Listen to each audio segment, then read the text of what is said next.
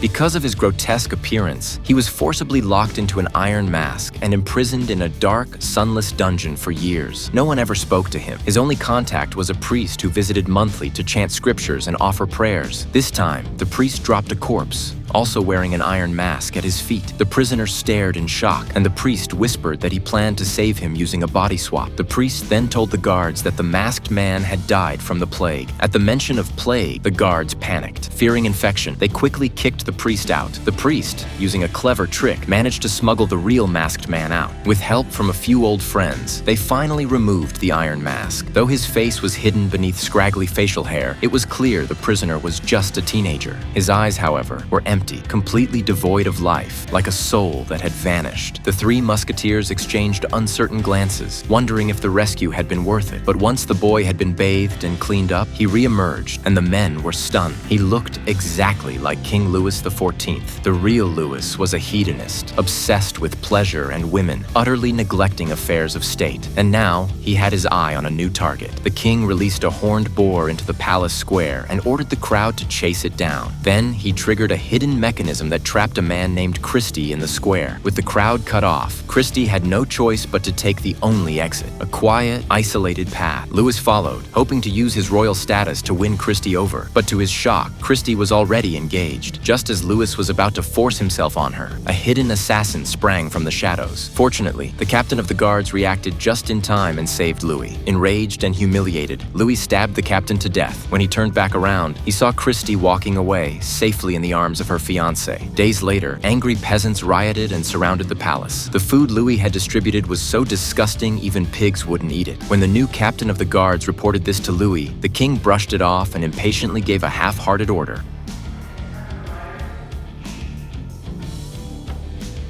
But that moment would plunge Louis into a disaster unlike anything he'd ever faced.